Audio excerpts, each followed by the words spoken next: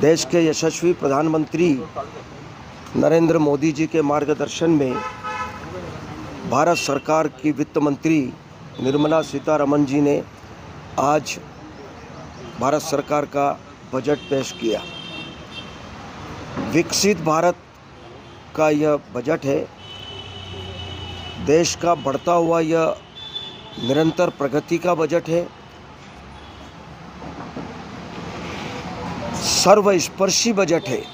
इसमें गांव, गरीब, किसान, मजदूर, महिलाएं, युवा और विशेष तौर से फोकस किया उन्होंने युवाओं को, महिलाओं को, गरीब और किसान, चार बातों पर इन्होंने विशेष तौर से फोकस किया है। निश्चित रूप से जो संकल्प यशस्वी प्रधानमंत्री जी ने लिया है कि 2047 में हमारा देश विकास की श्रेणी में नंबर 1 पर आएगा, उस संकल्प को आधार मान करके और हमारा देश विश्व गुरु के स्थान पर स्थापित होगा।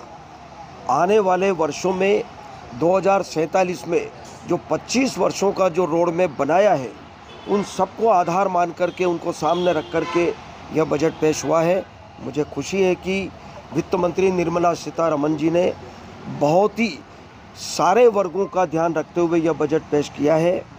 अब सबसे महत्वपूर्ण बात यह है कि 12 लाख तक की जो इनकम जिनकी होगी उनको इनकम टैक्स अब नहीं लगेगा। पहले ये 7 लाख का था, 7 से बढ़ा करके उन्होंने 12 लाख का किया है। यह वास्तव में बहुत ही मध्यम वर्ग के लिए भी, सब ऐसे वर्गों के लिए भी यह बहुत बड़ा कदम सरकार ने उठाया है। किसान क्रेडिट कार्ड में भी उन्होंने 3 लाख से बढ़ा करके 5 लाख का जो प्रावधान किया है, यह वास्तव में बड़ा एक ही महत्वपूर्ण प्रावधान उन्होंने किया है। और अगले 3 सालों में सभी जिलों में कैंसर के इलाज के लिए सेंटर प्रारंभ करेंगे। यह मुझे लगता है कि बहुत ही महत्वपूर्ण निर्णय लिया है, क्योंकि इस बीमारी से बहुत लोग ग्रसित थे और उनके बारे में यह निर्णय उन्होंने लिया है। एमएसएमई की सीमा को भी बढ़ा करके उन्होंने 5 करोड़ से बढ़ा करके उन्होंने 10 करोड़ किया है ऋण गारंटी का। और स्टार्टअप के लिए भी उन्होंने कर्ज की सीमा को 10 करोड़ से बढ़ा करके उन्होंने 20 करोड़ किया है।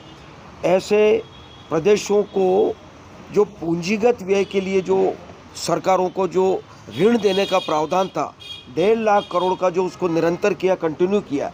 पहले भी था ये 50 वर्ष तक के लिए ऋण देने का जो प्रावधान था, उसको उन्होंने कंटिन्यू किया है। और निश्चित रूप से इससे मध्य प्रदेश को भी लाभ मिलेगा बिना ब्याज के। और विशेष बात यह है कि पूंजीगत कार्यों के लिए यह ऋण दिया जाएगा 50 वर्षों तक के लिए बिना ब्याज के। इस प्रकार से अनेक ऐसे छोटे बड़े निर्णय लिए हैं।